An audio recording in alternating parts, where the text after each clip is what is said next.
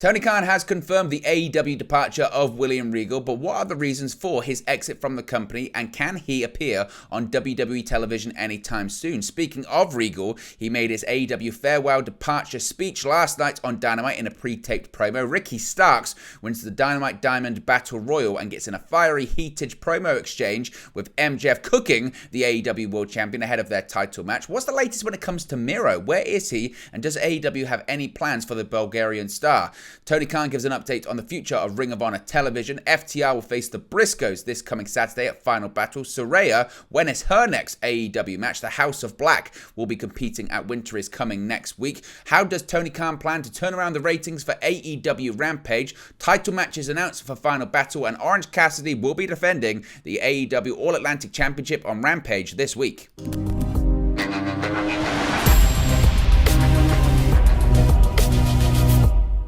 Hey guys, welcome back to Wrestling News 365. Hope everyone is doing very well. As always, there are plenty of news stories to get into in the world of All Elite Wrestling, especially after last night's edition of AEW Dynamite on TBS. So let's start off talking about William Regal. We have finally more details, better details, and a better explanation of the events that have led to Regal's departure from AEW and his subsequent return or impending return to WWE. Now, William Regal was effectively written off television on last Wednesday's AEW Dynamite when he was clocked from behind with brass knuckles by MJF and then taken out on a stretcher.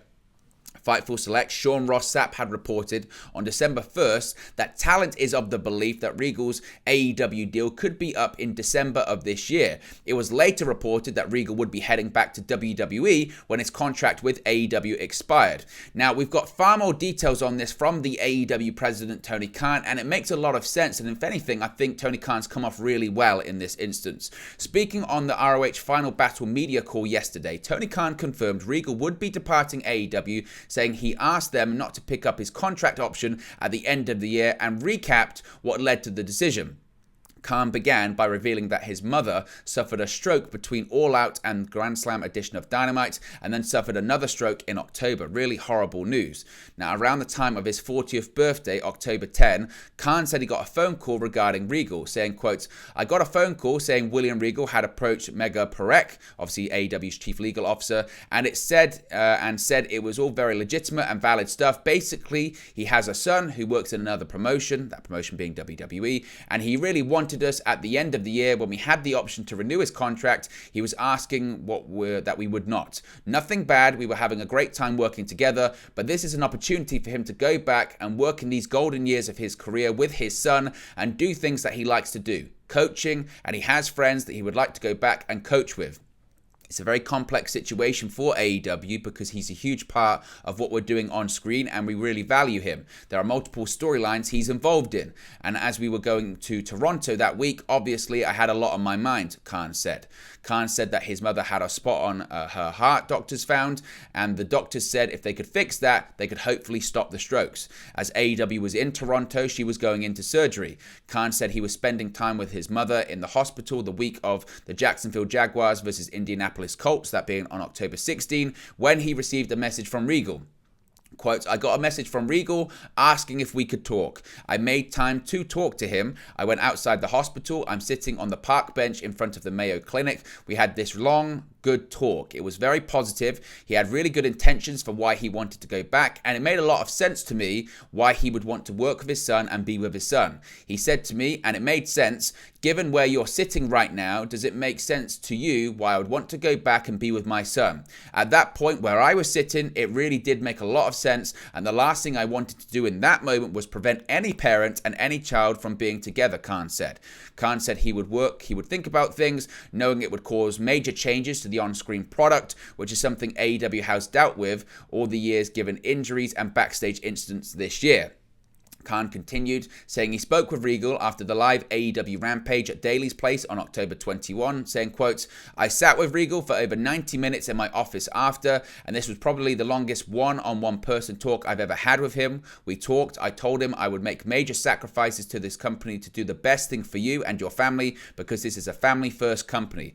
The person I'm releasing later this month, who is still with us through the holiday, has been an essential part of major TV stories and is still an essential part of the TV as as of tonight, last night's Dynamite. We've done a lot of things which help him create the best situation he can for his family, Khan said. For Lord Regal, I'm wishing him the best, and he knows I wish him the best. We've had conversations even this week, and I think he's grateful for what I did, and I know he's enjoyed his time here, and I enjoyed the time with him. It's hard to see him go, and it was a challenge to make it compelling as he's not gone yet.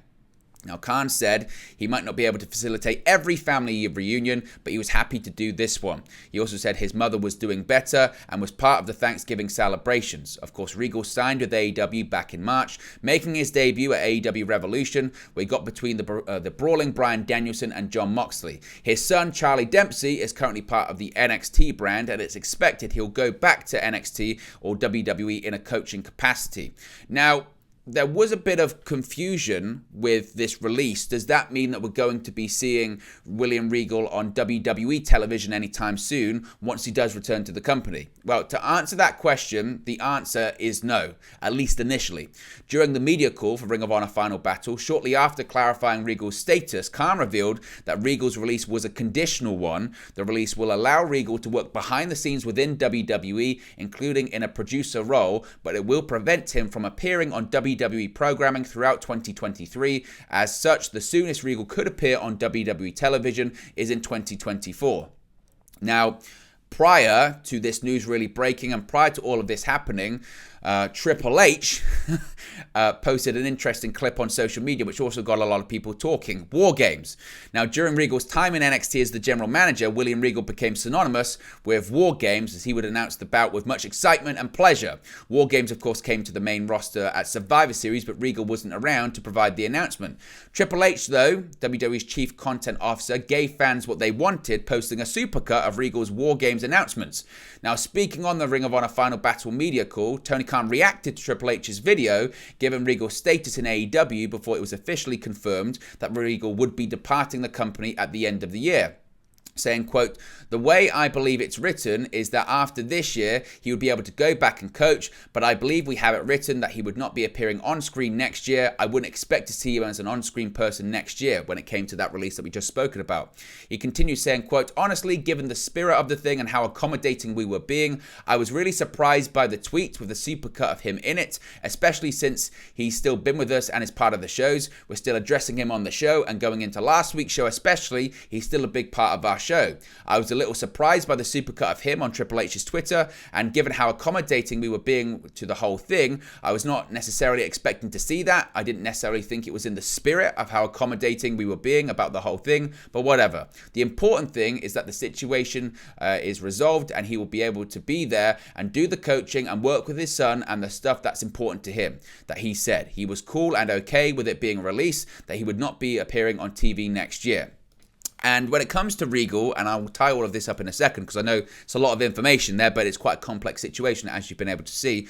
Regal did cut a promo last night on AEW Dynamite. It was a pre-tape promo, and the way they set it up was that Tony Schiavone, after the Blackpool Combat Club, specifically Claudio Castagnoli and Wheeler Yuta's match against the Jericho Appreciation Society's Daniel Garcia and Jake Hager, they were all in the ring, the Blackpool Combat Club, minus Bryan Danielson, who's with Regal in the hospital, of course, kayfabe.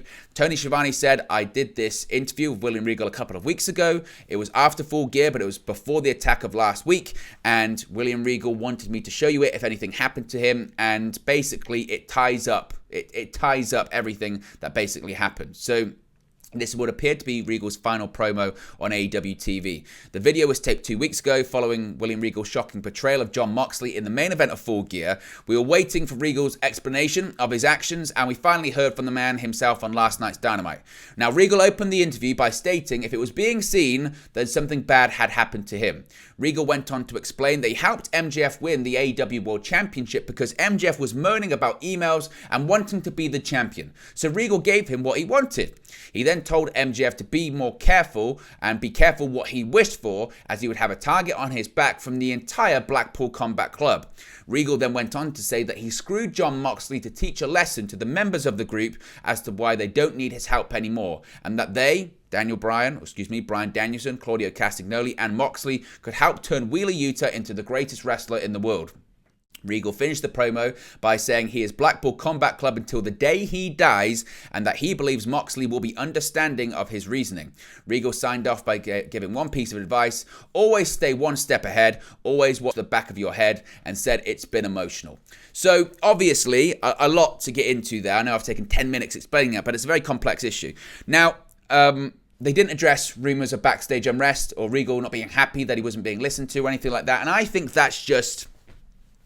park that. I think that's just speculation at this point, and the sources, frankly, aren't that credible. You know, you've got EC3. I heard from a guy who knows a guy who knows a guy.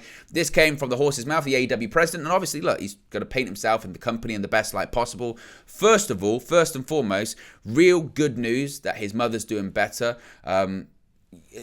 I sympathise. I really did sympathise with Tony Khan when I listened to the audio, because what he was basically saying there is all of this stuff was going on during a short period of time. You've got the fallout from All Out. You've got the scrutiny of all of that stuff going on. You've got his other roles. You know, you've got the Jacksonville Jaguars playing. You've then got the health of his mother, who's had 2 strokes, all of this going on. And then you've got William Regal give him a call and say, look, I don't want you to pick up my option at the end of the year. I want to go and be with my son.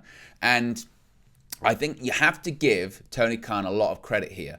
I think in the way that he's handled certain things, particularly this year and in the past, haven't been particularly well, and not with a lot of dignity or maturity. Sometimes the way he handles things or the way he speaks on media calls, press conferences, or on social media can come across as very immature and quite jarring and quite eye-rolling. But the way he has handled this in terms of when now he's explained it, I think is a really good look for him. I think it's a good look for him. I think it's a good look for the company, basically whereby, look, this guy that I respect a lot came up to me with about 3 months notice and say, look, I know you can pick up the option on my contract at the end of the year, but I hope you don't. And the reason I hope you don't is because I just want to go and be with my son. I want to work with my son. I want to teach my son. I want to coach my son. And I want to do that in the years that I'm healthy. And we know about the health issues that Regal has faced in the last decade or so. Now that I am healthy, I want to go be with my kid. I want to go back and work with, you know, people I've worked with in the past. And I hope you understand that. And Tony Khan's taken a step back and gone, you know what? I'm going to let him do it because I have respect for him. And given where I am at the moment, and given that I'm going through a lot with my family, I don't want to be responsible for keeping someone away from their family and being responsible for what-if thoughts. And look, the way that they handled it creatively on television, I think they could have handled that better.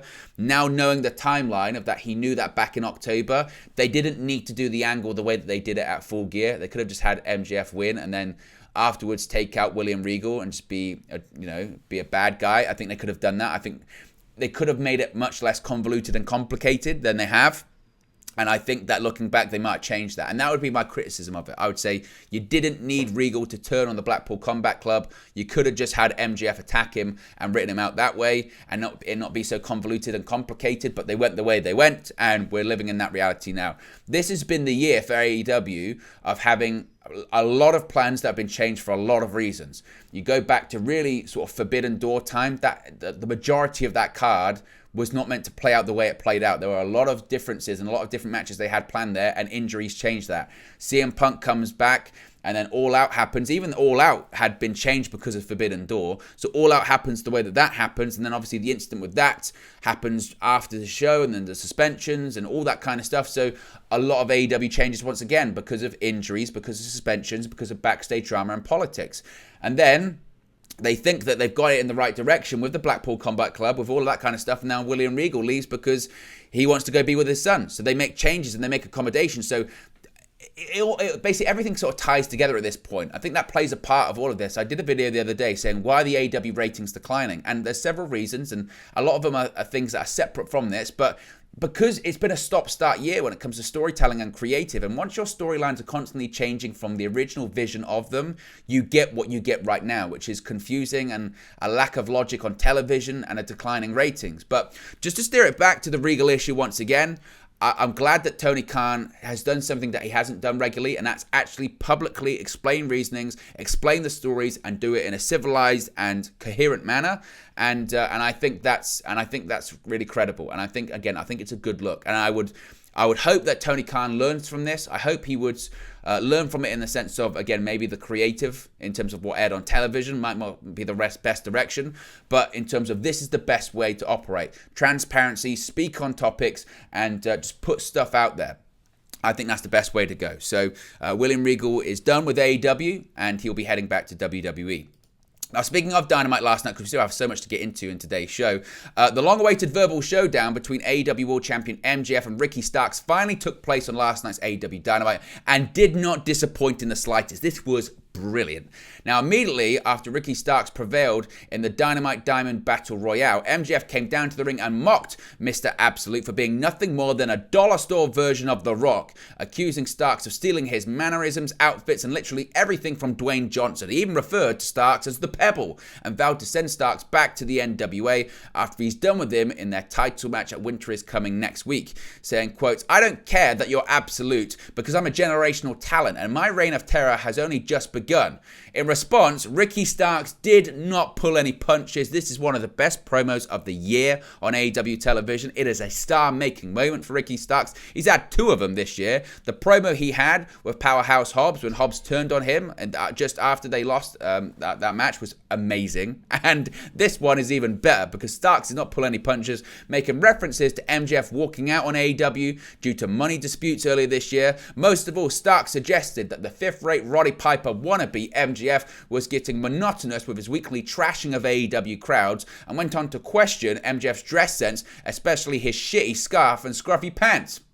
"Everything about you screams cheap," Starks told MJF. "The cheap suits, the cheap shoes, the cheap heat, and you're our AEW champion. With that title comes a responsibility that you know nothing about. The difference between you and me is that when these people got behind me, I gave them a reason to keep going. When they put faith in you, you let them down. When Regal believed in you, you let him down." And impassioned Starks then pointed out how he's been in AEW busting his ass every week while MJF has shied away from his responsibilities and even made a reference to MJF no-showing a meet and greet event earlier this year. Eventually, MJF then hit Starks with a low blow and tried to strike the number one contender for his title with the Dynamite Diamond Ring. However, Starks countered with a spear to close out the segment, and this was, in one word, brilliant. This was brilliant, and this, I think, is what people do want to see more of. They want to see two homegrown AEW talents that haven't been touched by the WWE system going back and forth on promos, competing in major moments, having title matches. This is what people want to see. This felt like a moment, and Ricky Starks is the babyface that AEW didn't realize they needed, but they've got right now, because it's the second time that he's been given a live mic on Dynamite, and he has knocked it out of the park, and he'll continue to do so. My only problem is that MJF's going to win next week. Now, Starks shouldn't win because MJF has only just won the title, but this felt like a moment of, okay, give it 6 months, revisit this, and have Starks win the title. He is a future AEW World Champion. What you've got to do is have next week MJF win, and then for the next 6 months, you keep building up Starks. And don't build him up by how you've built him up recently by doing nothing with him. You build him up by having him win, cut promos, more promos, more promos, more promos, more promos. And not 30-second pre-tapes in the back. I'm talking 10 minutes outside with a microphone in his hand in front of a live crowd that cheer for him when he talks because they believe in him. So this was fantastic, and I thought this was absolutely superb. An update on Miro. Speaking of one person being used, now one person not being used.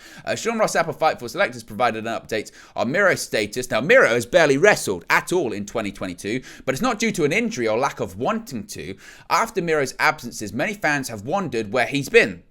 After inquiring with All Elite Wrestling sources, it was reiterated to Fightful that Miro has been completely healthy and is wanting to actively compete. However, they are reporting and they're told that creative simply hasn't been presented for him. Miro last appeared at All Out and before that Forbidden Door. While it looked like he was back to being figured in creatively during the summer, that hasn't been the case, and he's only wrestled 4 matches in all of 2022, all between June 1st and September 4. Fightful were told that there were plans to have creative conversations, but those haven't happened as of yet. Those that they've spoken to say Miro is eager to return to the ring, and the fact that you can't find anything creative for Miro is a joke. And you have to keep the same energy. When this is WWE and you have talents like Miro, and it was in the past, well, creatively, we don't have anything for them, we would absolutely lambast them and critique them, saying it was laughable. And it was a joke. What's the difference here? There is no difference here. This is not good. How can you not have anything creative for someone like Miro? And even if you've got nothing for him, then you've got Ring of Honor. Give him to Ring of Honor then. Say, I'll go to Ring of Honor for 6 months and have him feud with Claudio Castagnoli if he wins the Ring of Honor World Championship. Or have him feud with Chris Jericho. Do something like that. You know, that's why you've got this promotion. To split the rosters. And they can't find anything for Miro. It's insane. Speaking of Ring of Honor, Tony Khan has revealed when he'll provide an update on ROH TV. Now, ever since Tony Khan acquired Ring of Honor back in March, the company's titles and talent have become a prominent feature on AEW programming. Khan has previously stated that he's been working on securing a TV deal for ROH, but the company's future plans have been kept under wraps, at least for the most part. That said, the AEW president recently teased a big announcement about Ring of Honor's future that should answer some of these questions. Speaking on a media call ahead of this weekend's ROH Final Battle pay-per-view, Khan discussed wanting to utilize more of the legends and talents that he has at his disposal. According to Khan, Ring of Honor will allow him to feature more of those talents when the promotion's content eventually expands. During the discussion, he also revealed that fans can expect some big news about Ring of Honor in the very near future. Quote, there's such a great roster here, there's great people to present, and now coming out of Final Battle, like I said, I'll address what we're going to do with Ring of Honor. Now, Khan didn't go into further details about what fans can expect regarding ROH's future. In recent times, though, the AEW president has stated he's had conversations with Warner Bros. Discovery about utilizing ROH and AEW, though it remains to be seen if Warner Bros. Discovery will be involved in ROH moving forward. However, it seems there has been some more movement pertaining the company's future in recent times as the Honor Club streaming service is back online after months of being on hiatus. I mean, it felt like during the call, he was basically saying, Final Battle or afterwards, I'm going to announce a TV deal. I'm going to tell you what I'm doing with TV. So he has hinted that 2023, there would be a big announcement about ROH TV, and it would appear that either he's got a TV deal or he's going to say it's going to be going on Honor Club and we're going to be putting it there. My feeling is that they've got a TV deal, otherwise he wouldn't hype it up as much, because if he announces that, it's going to be on YouTube, that's a failure. And he said he didn't want to do that in the past. So my feeling is that after Final Battle, we're going to find out what this TV deal is. Speaking of Final Battle, a massive match has been announced for the show. On last night's edition of Dynamite, there were 2 more matches added for the Ring of Honor Final Battle card. Now, added to the Final Battle card was a title match we'll talk about later on. But after the show's main event of the Acclaimed versus FTR saw the Scissor Me Daddy Ass champs retain, the actual Ass Boys appeared on the screen with a dastardly gift for FTR, announcing that on Saturday at Ring of Honor Final Battle, it will be FTR versus the Briscoes in a double dog collar match for the Ring of Honor Tag Team Championships. Now, there's been a lot of speculation about FTR's future within AEW and Ring of Honor, so is there a possibility that they'll drop the championships to them boys this weekend? We'll have to wait and see. Soraya, we now know her next match when it will be in AEW. Now, Soraya's victory over Britt Baker at Full Gear was her first wrestling match since she was forced to retire following an injury at a WWE live event in December of 2017. Following her victory, fans have wondered just when Soraya will next be in action, and now we know. On last night's episode of Dynamite, Tony Schiavone spoke with Soraya before they were interrupted by Britt Baker. Britt offered Soraya tickets to the January 11 episode of Dynamite at the Kia Forum in Los Angeles. She then challenged Soraya to find a tag team partner for her to for the show to face her and the AEW Women's World Champion Jamie Hayter. So we now know that Britt Baker and Jamie Hayter will face Soraya and a partner of her choosing in LA on January 11th. Who could it be? Let me know your predictions in the comment section below. The House of Black have been announced for next week's show, AEW Dynamite Winter is Coming. Of course, there was a vignette that aired last night on AEW Dynamite, and later it was confirmed that the House of Black will be in action next week. Against who, we still don't know, but there could be plans in the future for the House of Black to face off against the winners of the Best of 7 series for the AEW World Trios Championship. So the House of Black might pick up a victory next week as they look to build momentum for a future title showdown. Tony Khan has also spoken about how he plans to turn around the AEW Rampage viewership. Now, it's no secret that AEW Rampage has been in a bit of a slump as of late, particularly in the ratings department. While the viewership doesn't determine the quality of the show, it is still an important barometer for success. And following the record low that was last week's episode of Rampage, people are wondering what can be done to fix the show. Now, this is one of the questions that was asked to Tony Khan during the ROH Final Battle media call, and he said, quote, "I definitely am looking to put on strong matches on Rampage," Khan said. "I think we'll have a big card this week with the depth of the roster. I think it's a time for me to really put all hands on deck to put the strongest shows I can on Friday, and I always try to listen to the feedback from the fans, so going forward, I'm going to try and put things on the Friday show that I think will have the best chance to bring that into the audience." Now, this isn't the first time he said that, and it hasn't really changed all that much. As I said, I think at this point Rampage can't be fixed. In that time slot being sometimes taped, sometimes live show, I think that either give it to Ring of Honor and become a Ring of Honor TV show, or move it to live every week, move it to Saturday, move it from 8 p.m. to 10 p.m. on Saturdays. I think that's the way to go, but we'll have to wait and see if that's his plan. Speaking of ROH, a title match has been announced for Final Battle as well. During Wednesday night's Dynamite, it was announced that the Dalton Castle and the boys will be putting on their six-man tag team championships against the Embassy team of Brian Cage and the Gates of Agony. Tensions between the two have been building over the last few weeks, with Castle and the boys coming to ringside and staring down the Embassy following their match on Tuesday night's Dark. Of course, Castle and the boys have been the ROH World Six-Man Tag Team Champions since dethroning the Righteous at the Death Before Dishonor pay-per-view in July. So another title match announced for Saturday's show. Speaking of title matches, a title match has been announced for Friday's edition of Rampage, as Orange Cassidy will put the title on the line, but we don't know who his opponent will be. Freshly Squeezed requested to talk to Kip Sabian on last night's Dynamite and said that Sabian should have just asked for a title shot if he wanted one. Sabian, who had been competing in the Dynamite Diamond Battle Royale earlier on in the night, told Cassidy that he only picked now to offer him a shot due to the fact that he was hurt. Cassidy said, "Well, if you're not going to fight him, you should find someone else." Sabian then walked off with a look plastered across his face and twiddled his mustache, suggesting he had someone in mind. Now, I'm not going to go into who that is. That's spoiler territory, but we'll talk about it after Rampage airs on Friday night. But there you go, guys. That's the latest AEW news for you. Be sure to smash a like on the like button. Be sure to subscribe, bottom right-hand corner. Let me know your thoughts on today's AEW news stories in the comment section below, and I'll speak to you again very, very soon. Hey guys, thank you for watching, listening, streaming, or however you come across this video today. Be sure to click on the video on the right there to watch our next video, or click the bottom there to subscribe, or the bottom right hand corner. Thank you very much, and I'll speak to you again very soon.